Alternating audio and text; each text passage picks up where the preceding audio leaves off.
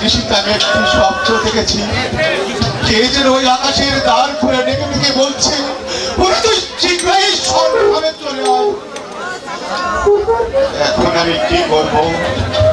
আমার এই রূপনগরের সিংহাসন আর অবশেষ আমাকে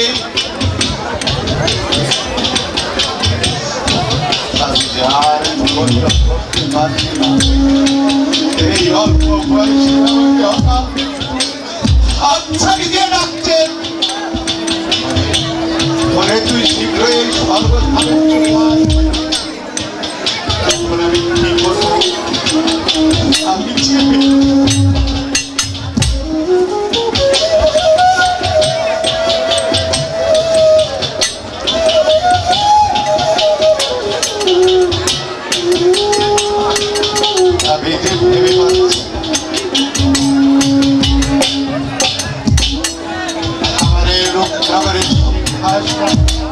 আমি কার হাতে অর্পণ করি?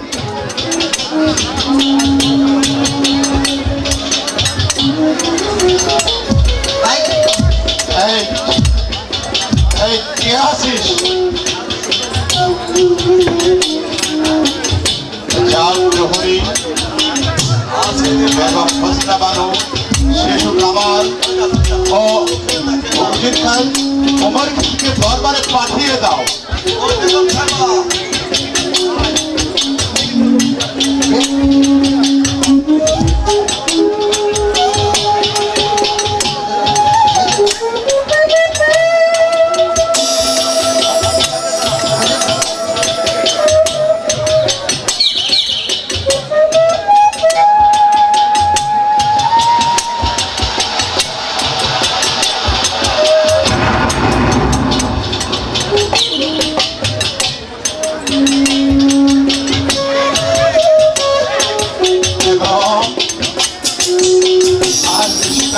স্বপ্ন দেখেছি, এদের ওই আকাশের দ্বার খুলে ডেকে ডেকে বলছে, ওরে তুই শীঘ্রই স্বর্গধামে চলে আয়। আমার মনে পড়ছে মৃত্যু আমার অতি নিকটবর্তী,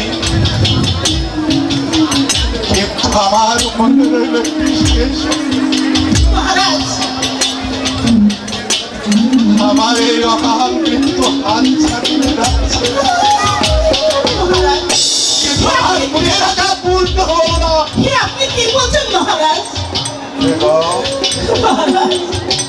শুধু আমার মনে এগুলো দুঃখ। আমার এই রূপনগরের সিংহাসন আমি কার হাতে অর্পণ করে যাব?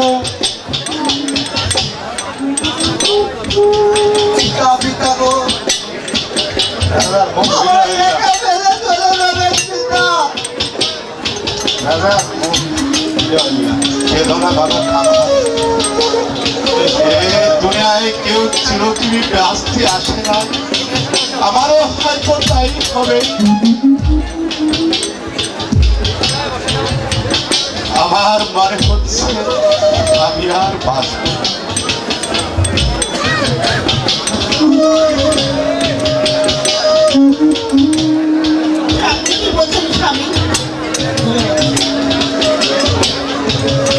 বেগম, আমার সময় হয়তো শুধু আমার মনে রইল এই দুঃখ। আমার শিশু কামালকে আমি নিজের মতো মানুষ করে দিতে পারলাম না। এসো এসো বাবা কামাল, আমি জীবিত থাকি, বেঁচে থেকে দেখতে চাই আমার শিশু কামাল এই সিংহাসনে বসেছে।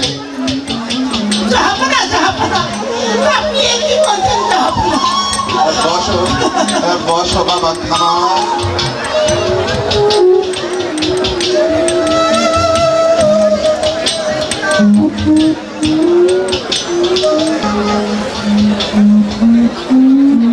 বেগম,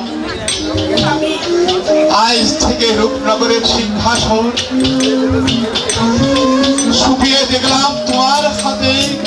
শিশু কামাল যতদিন এই রাজ্য পরিচালনার উপযুক্ত না হবে ততদূর তুমি তার পাশে পাশে থাকবে। এ কি বলছেন জাহাপানা? বেগম সাহেবের রাজ্য পরিচালনা। সেজন্য আপনি কোনো চিন্তা করবেন না উজির সাহেব। আপনার কাছে রইল আমার শেষ অনুরোধ, আমার শিশু কামাল যতদিন উপযুক্ত না হবে ততদিন তাদের পাশে পাশে থাকবেন।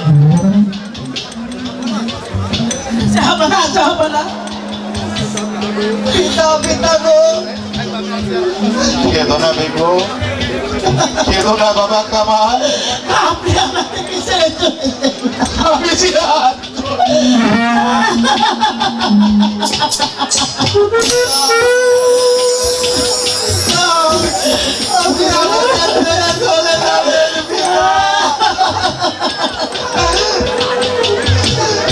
শুধু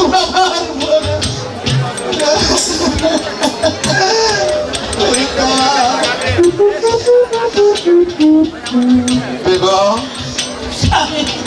আমার অহিত সময় ঘুরিয়ে এসেছে বেগম। হয়তো বাঁচবে না। ওই ওই তো ওই তো পুষে গেছে কামাল।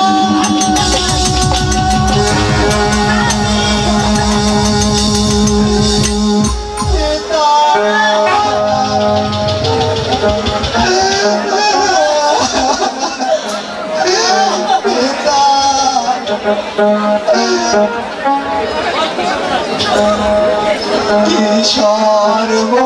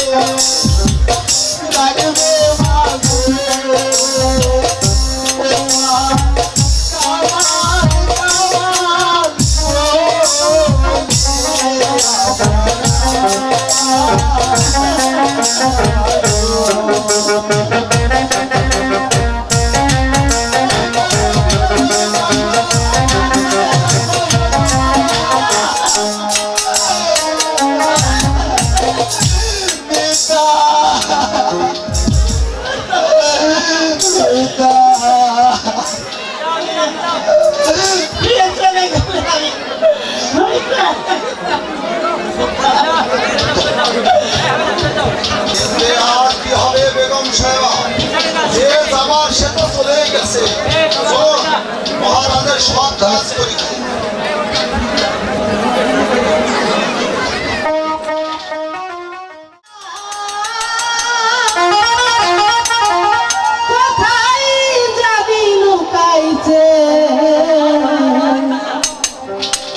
পাহাড়ের মাঝে বলা মসজিদ বানাইছে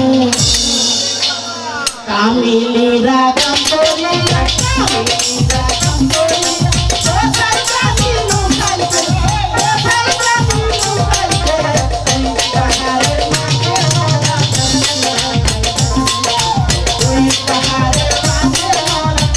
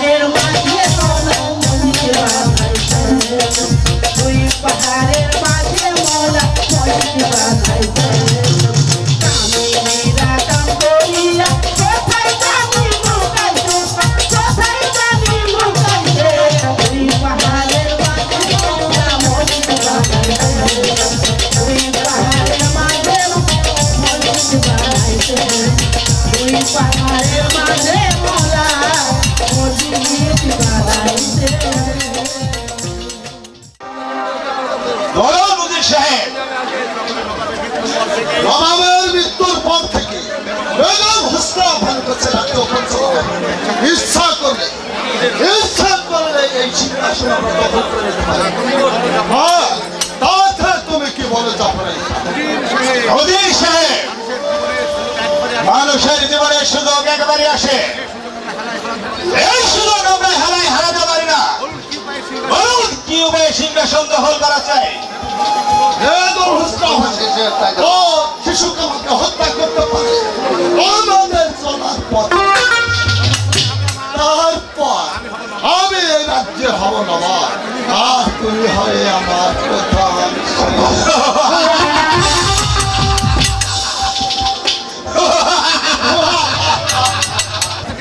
বেগম শাহজাদাকে ভাবে হত্যা করলে যে এই রাজ্যে একটা বিরাট গোলযোগ সৃষ্টি হয়ে যাবে। না না তা কখনো হতে পারে না উজির সাহেব। ইব্রাহিম, তুমি এসেছো আমাদের কাজে বাধা দিতে। না, বাধা দিতে নয় উজির সাহেব, আমি এসেছি আপনাকে স্মরণ করে দিতে। ভুলে গেছেন সেই সর্বদের কথা? মনে করে দেখুন তো, একদিন আপনার স্ত্রী পরিবার খেতে পারছিল না, আপনাকে ছটফট করে যাচ্ছিল।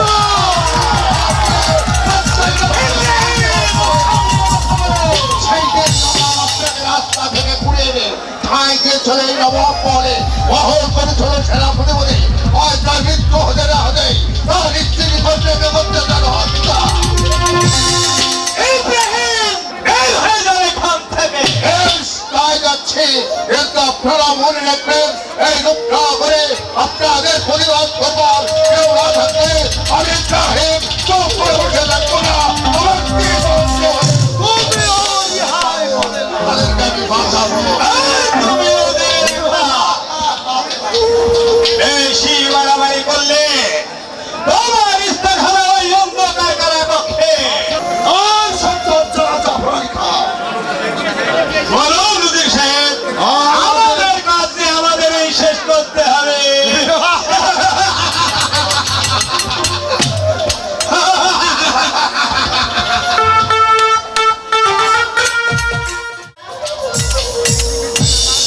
এই লিখেছিলে তুমি আমার কপালে। আমার স্বামী আমাকে রেখে পরলোকে চলে গেল।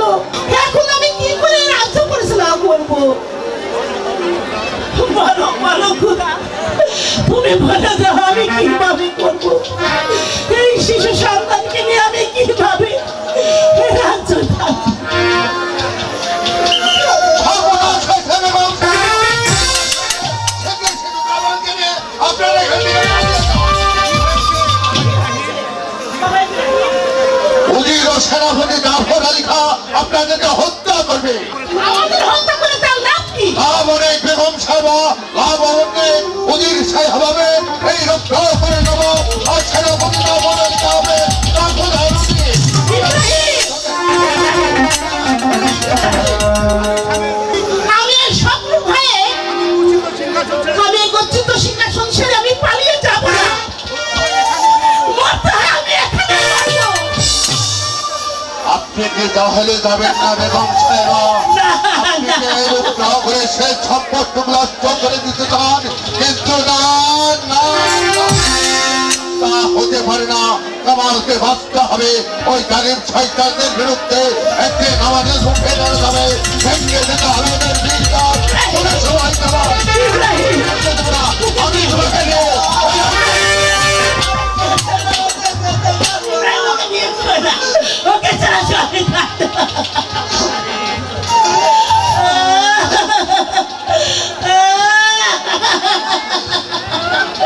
আমি ওকে ছাড়া থাকতে পারবো না ইব্রাহিম। কামাল নিয়ে চলে না।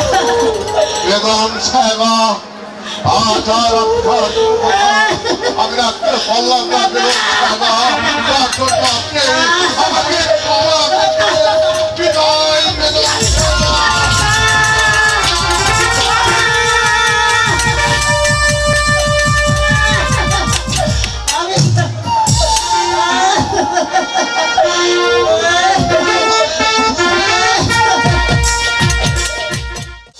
বেগম হত্যা, শাহজাদা কামাল হত্যা, অসহায় হত্যা, আর তারপর পথ পরিষ্কার হবে জাফর আলী খান। কামাল, তুমি কোথায়? আমার জীবনের সিনেমিনি খেলায় আমি সঙ্গ করে দেব।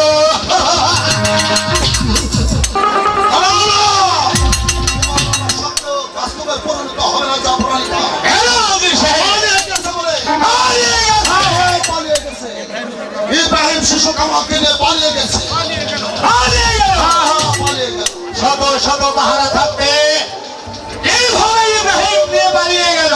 আমি অন্ততাই ভাবছি জাফর আলী খান বড় ভুল হয়ে গেছে। ওই কামালকে হত্যা করবার পূর্বে ইব্রাহিমকে হত্যা করা উচিত। এ ব্যাপারে আপনি নিশ্চিন্ত থাকুন আমির সাহেব। এই বেঈমানগুলিকে খুঁজে এনে যেমন করে হোক, যেভাবে হোক, আপনার সম্মুখে করবো নির্মমভাবে। ওই করতামে জাফর আলী খান। ওই দেশে আমি শান্তি পাচ্ছি না। যেভাবে হোক তাদের হত্যা করতেই হবে।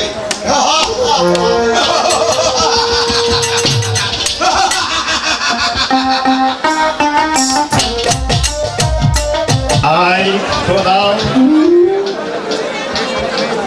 আমার এই সংসারে স্ত্রী পুত্র সন্তানকে নেই, একা একা যাপন করতে আমার পায়টা ভেঙে থেকে ঠান্ডা হয়ে যাচ্ছে। হে খোদা, তুমি তোমার একটি উপায় করে দাও। খোদা, একটু উপায় করে দাও।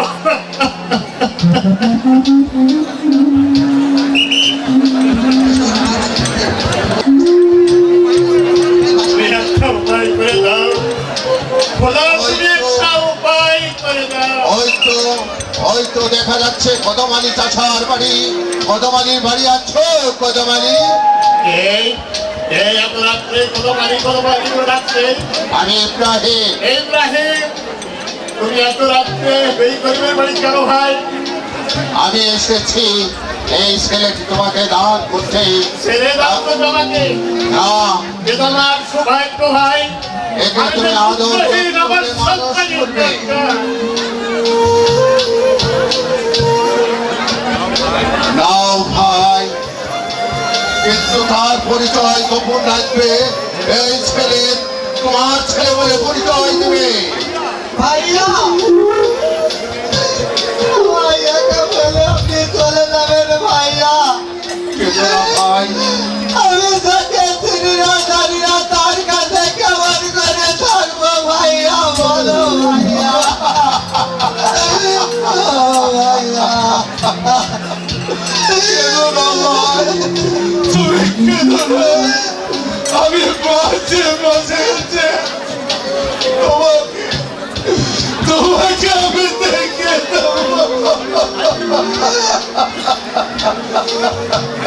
ভাইয়া ভাইয়াকে ফেলে আপনি যাবেন না ভাইয়া। আমি একা থাকতে পারবো না ভাইয়া। কেঁদো না ভাই, তুমি কেঁদো না। কদমালি ভাই, আপনি ধরো ওনাকে। এসো বাবা, আমার মুখে এসো। বিদায়, বিদায় কামাল।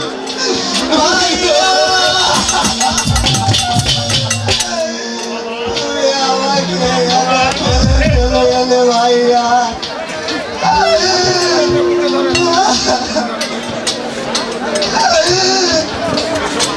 এসো বাবা, আমার কোলে এসো। চলো আমার ঘরে তোমাকে নিয়ে যাই।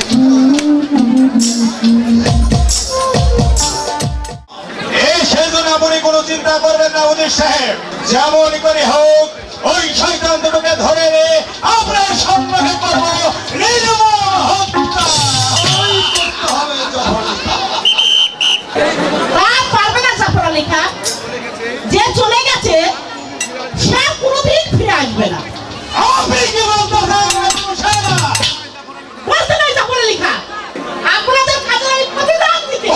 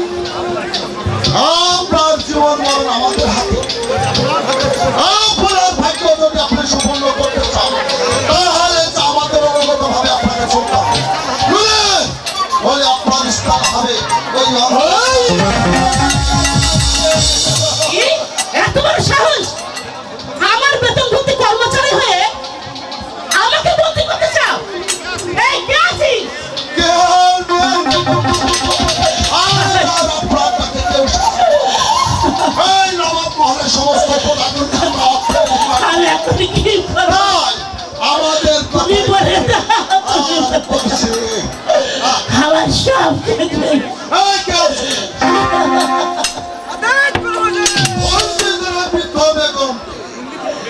বন্দি করো বেগম। কোনো কথা নেই, বন্দি করো।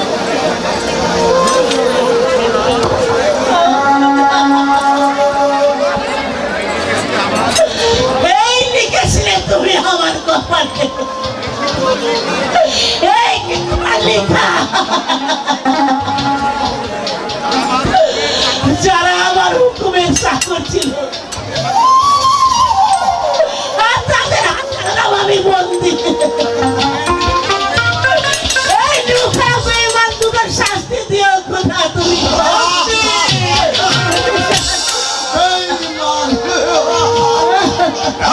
আপনি আর সহ্য ফেলতে ফেলতে পারবেন না। যান, আপনি এবার ওই অন্ধকার কারাগারে বসে খোদার নাম স্মরণ করে দিয়ে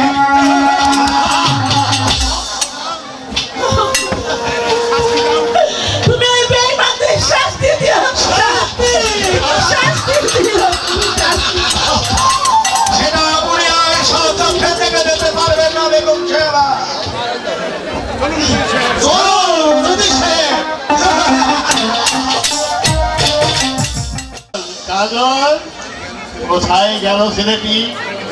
ছেলেটি দেখতে দেখতে বেশ সেরা হয়ে গেছে, তাকে এখন স্কুলে ভর্তি করার প্রয়োজন। কাজল, কাজল। পিতা পিতা গো, আপনি আমায় ডেকেছেন? হ্যাঁ বাবা, আমি তোমাকে ডেকেছি। এসো বাবা, আমার কাছে এসো। কাজল, তুমি এখন অনেক বড় হয়ে গেছো, তোমার লেখাপড়ার উপযুক্ত হয়েছো। আমার ইচ্ছা তোমাকে লেখাপড়া শিখে মানুষের মতো মানুষ করবো। হ্যাঁ পিতা, আমার চাই লেখাপড়া করবার। চলো বাবা, আজই তোমাকে স্কুলে পাঠিয়ে দেওয়ার ব্যবস্থা করবো। তাই চলুন পিতা।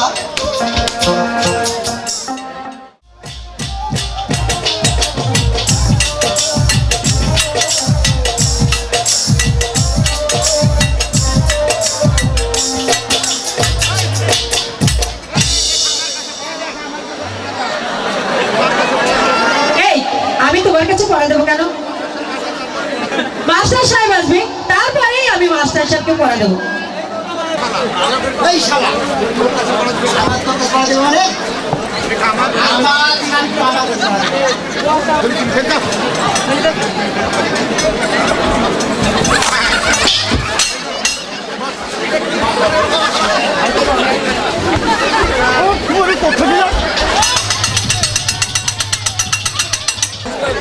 এই ছোট মুটু, স্কুলে এত জ্ঞান দেবো কোথেকে? হ্যাঁ? লোকের বয়স? বিয়া তো ছাত্র করে দেখান। এই লোকের বয়স?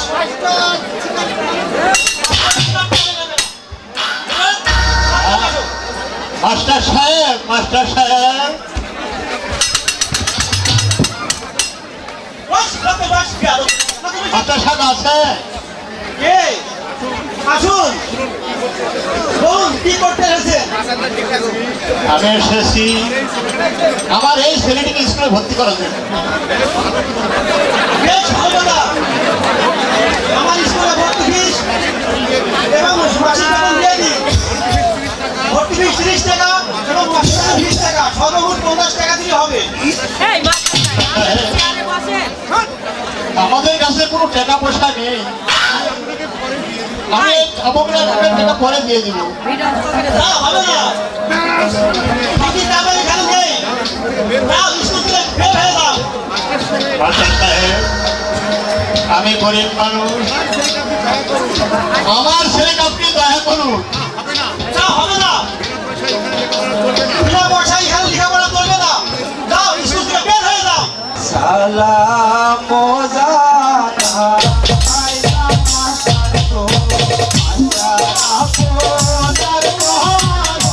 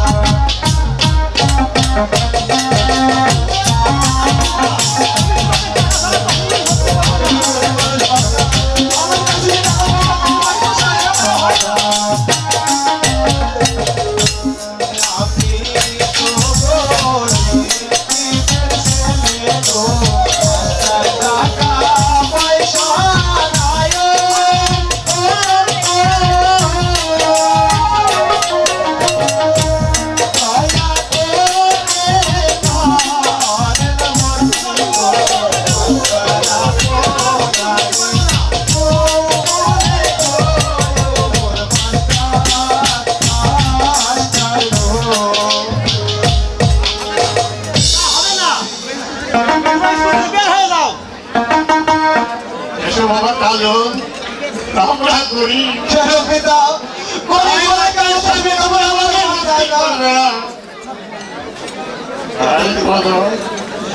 আমরা গরিব বলে কি আমাদের লেখাপড়া করতে মন চায় না পিতা।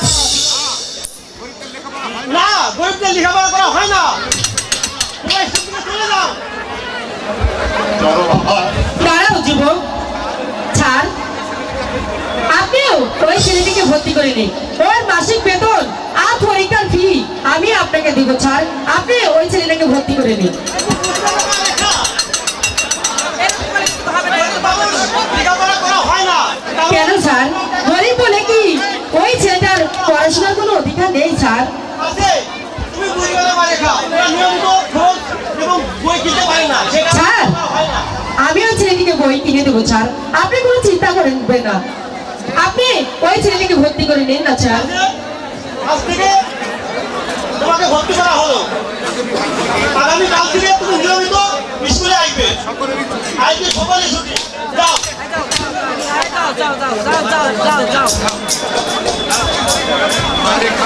আরে খাও তোমাকে আমি কি বলে আজ ধন্যবাদ দেব? ধন্যবাদ আর ভাষা আমার নয়। আমার ছেলেকে ভর্তি করে যে উপকার করছো তাকে তুমি কি করো মা? তুমি দীর্ঘজীবী হও মা, তুমি দীর্ঘজীবী হও।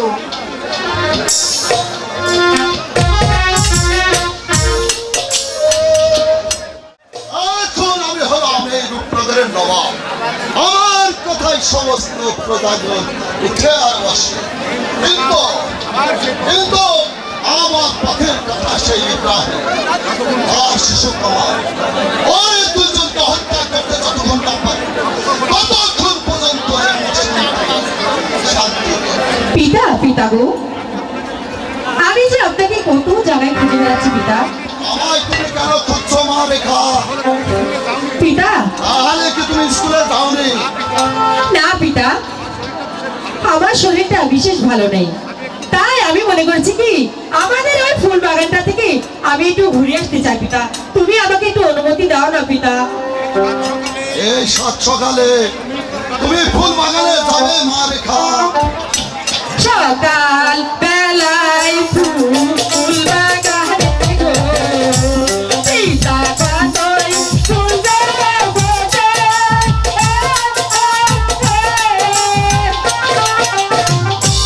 টুনটুনি বাবা আধমালা গো, টুনটুনি বাবা আধমালা গো, পিতা রাখি গো।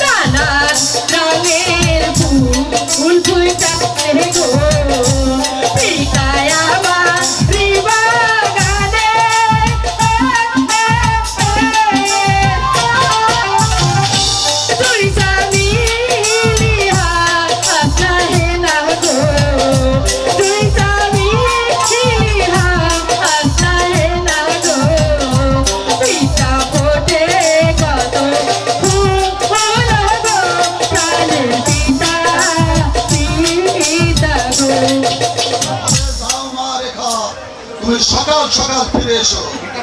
ঠিক আছে পিতা, আমি খুব শীঘ্রই ফিরে আসবো পিতা। আমি কতক্ষণ হলো কাজের জন্য অপেক্ষা করছি, কিন্তু সে যে এখনো এলো না। তবে কি সে আজ স্কুলে আসবে না? বিনা সুতারি মা আলা খালি গো, আইনা করা বকার গলে।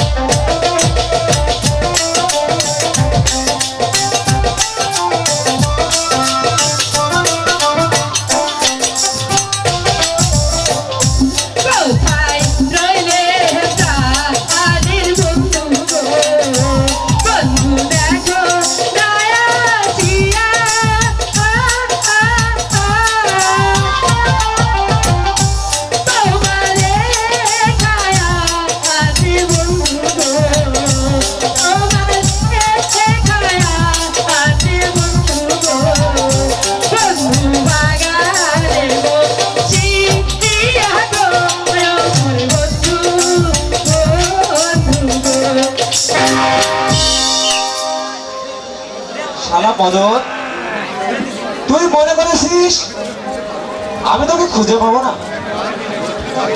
একবার যদি ধরতে পারি তাহলে তোকে আমি বুঝিয়ে দেবো কারামাছি খেলার কি মজা।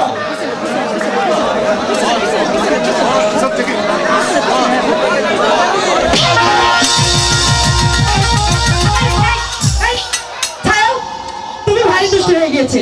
কাকে ধরতে গিয়ে কাকে ধরে ফেলেছি? ইস, কাকে ধরতে গিয়ে ধরে ফেলেছি। এই, তুমি কিন্তু ভারী দুষ্ট হয়ে গেছো। এই যে এখানে এত লোক যদি দেখে ফেলতো, তাহলে আমার আর কি হতে রেখা? তোমার আবার কি হতো না? আহাহাহা, বলি তোমার এই চোখ দুটো কি বাঁকা ছিল তাই শুনি? তুমি বিশ্বাস করো রেখা, ওই মদন আমার চোখ বেঁধে দিয়ে বললো এবার আমায় ধরতো, তাই তো এসে তোমাকে আমি ধরে ফেলেছি। তাই নাকি? রাগ করছো কেন? তুমিও তো আমার অতি আপনজন। আমার আপনজন ধরতে আমার বয়ে গেছে। আমার আপনজন না হলে সেদিন আমাকে স্কুলে টাকা দিয়ে ভর্তি করেছিলে কেন? হাত ছাড়ো, হাত ছাড়ো, সাহেব, হাত ছাড়ো, ছাড়ো বন্ধু গো, বন্ধু বলি যে তোমারে,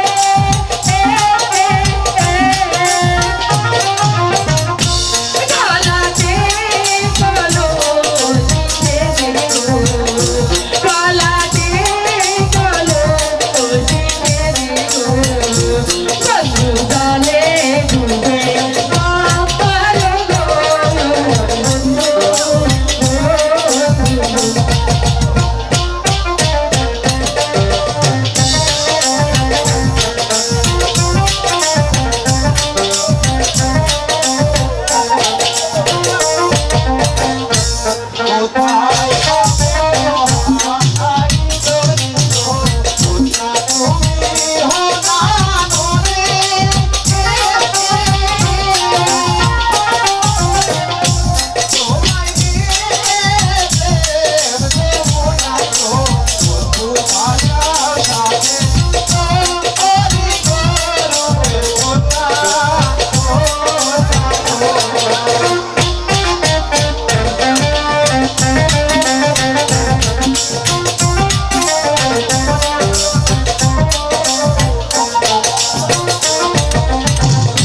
পুরুষ জাতি শুভতি গো, ওই নায়কা ছেড়ো রাগ,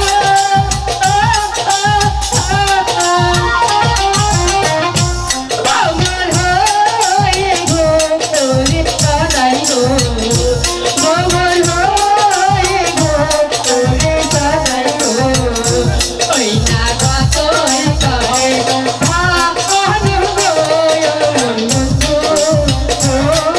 বন্ধু।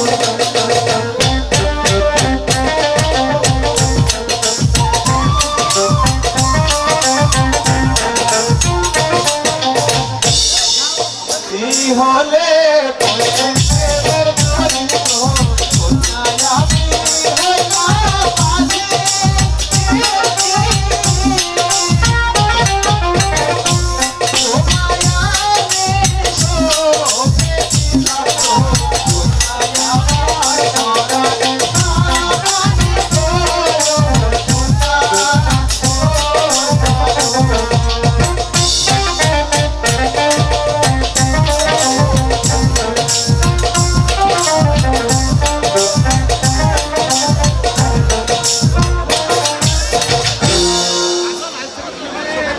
জানো কাজল, আজ থেকে তুমি আমার চোখের কাজল। আর আজ থেকে তুমি আমার হৃদয়ের রেখা। কাজল? রেখা, সময় অনেক হয়েছে রেখা, এখন চলো আমরা যাই। তাই চলো বন্ধু। তবে তুমি প্রতিদিন এই ফুল বাগানে আসবে তো? হ্যাঁ আসবো, চলো যাই। ঠিক আছে বন্ধু, তাই চলো।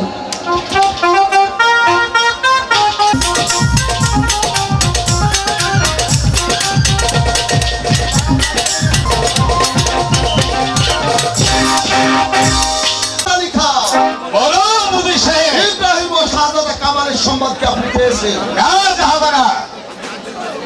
আমি রাজ্যের চতুর্দিকে গুপ্তচর পাঠিয়ে দিয়েছি, কিন্তু আজ পর্যন্ত আমি তাদের কোনো সংবাদ পেলাম না। আমার মনে হয় এই সংবাদ বেগম সাহেবা হয়তো জানে। বেগম সাহেবা জানলে হয়তো তা বলবে না। বেগম সাহেবাকে যে কিভাবে বলাতে হয় এই সেটা আমার ভালো করে জানা আছে। বেগম সাহেবাকে দরবারে হাজির করো। কোথায় বাহারি? বন্দি বেগম সাহেবাকে দরবারে হাজির করুন।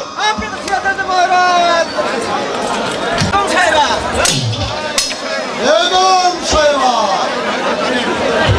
আপনি হয়তো জানেন আপনার জীবন মরণ আমাদের হাতে।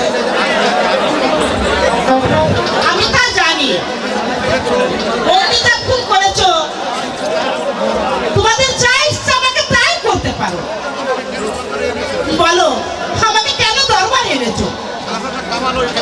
শাহজাদা কামাল ও ইব্রাহিমের সম্পর্কে আপনি জানেন? না, আমি এসব খুব জানি না। জানেন না? আপনাকে তো বলতে হবে। বলে জাফর আলী খান হবে। ওরা কোথায় আছে আপনাকে বলতে হবে।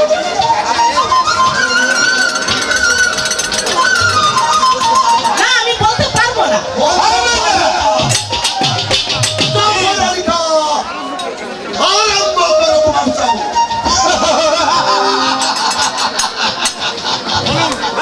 কিভাবে যে বলতে হয় সেটা আমার সুন্দর ভাবে জানা আছে। বলো।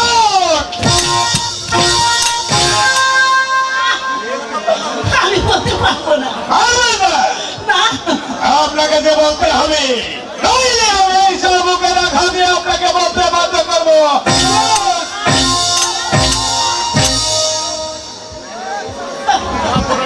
জাফর আলী খান অনুরোধ।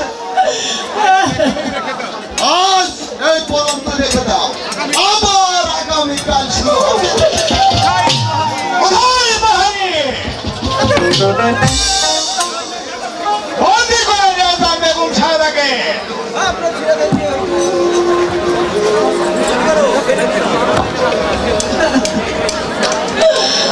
ভাই, তুমি আমার কপালে আমি শামুকের বাড়ি আমি আর সহ্য করতে পারছি না। সহ্য করতে যে আপনাকে হবে।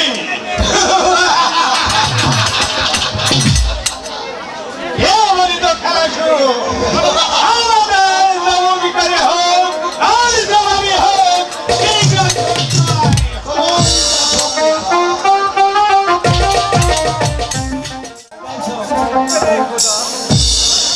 বলো বলো খোদা, ভিখারি কি মানুষ নয়? তাদের প্রাণে প্রেম ভালোবাসা কি থাকতো নেই? খোদা বলো বলো খোদা বলো। নারে কাঁদো না।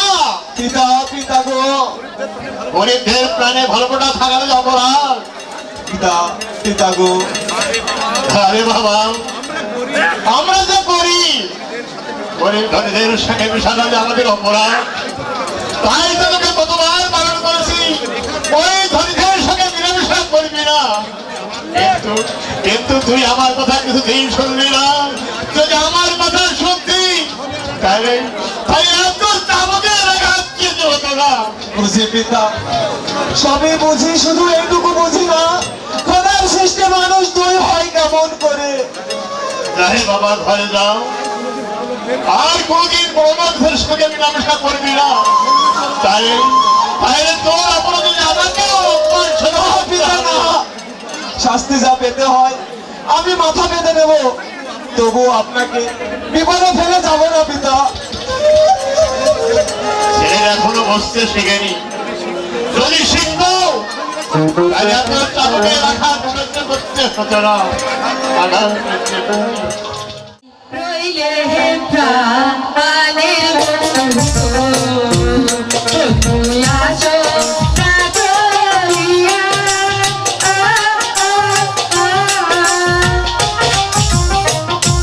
তোমারে কাদাকে আসিব, তোমারে কাদাকে আসিব, কইনা বাগানে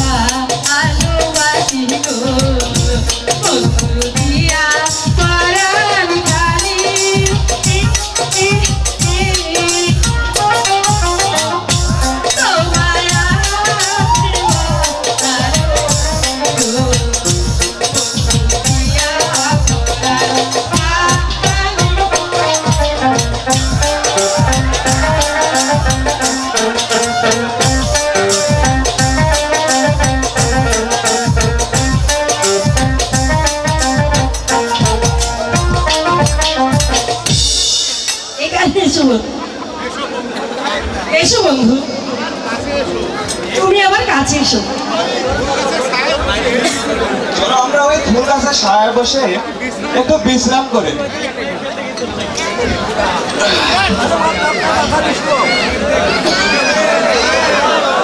ভালো করে শুনে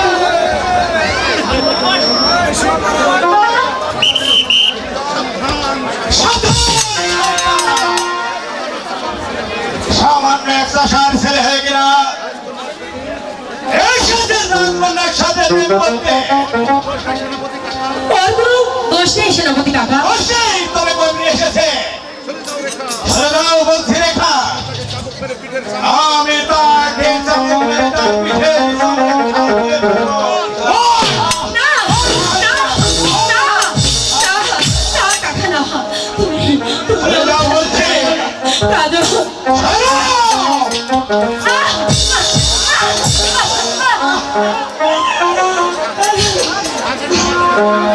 পারবেন না মারবেন না কাকা গো, কাকা ধরি তোমার পায়ে।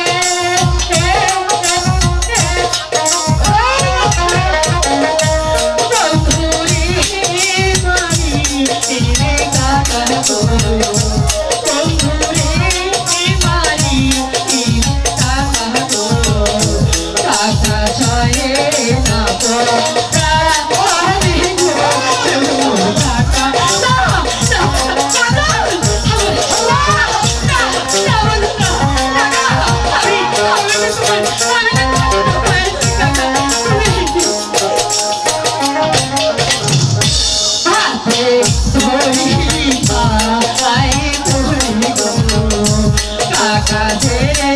ব্যবহার করে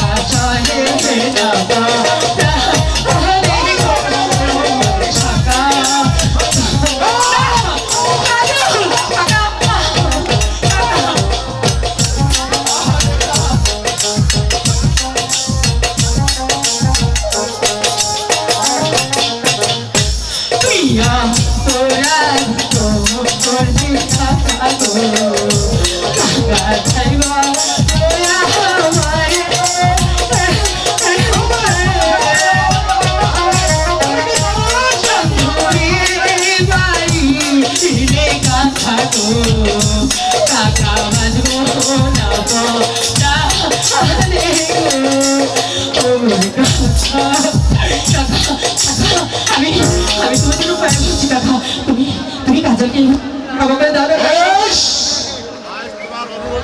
আজ তোমার অনুরোধে আমি ওকে ক্ষমা করে দিলাম। আর যদি কোনোদিন দেখতে পাই চাবুক মেরে তার পিঠে চামড়া তুলে ফেলবো। সুলেখা রেখা,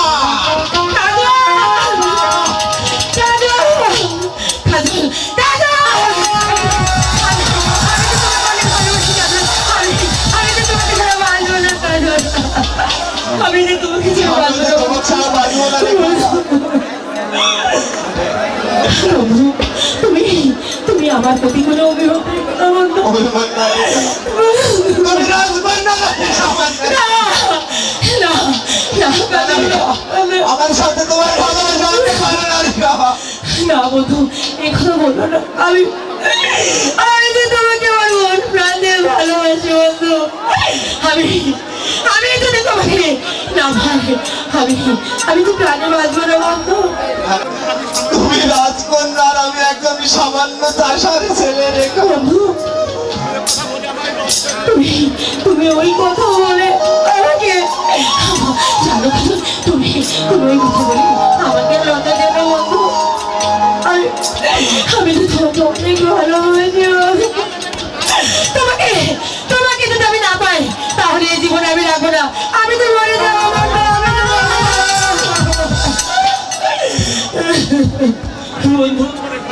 চলো রেখা, চলো আমরা ঘরে ফিরে যাই, বন্ধু, দেখবে সব ঠিক হয়ে যাবে। সত্যি বলছো বন্ধু? তাই চলো রেখা। ঠিক আছে বন্ধু, তাই চল বন্ধু, তাই চল।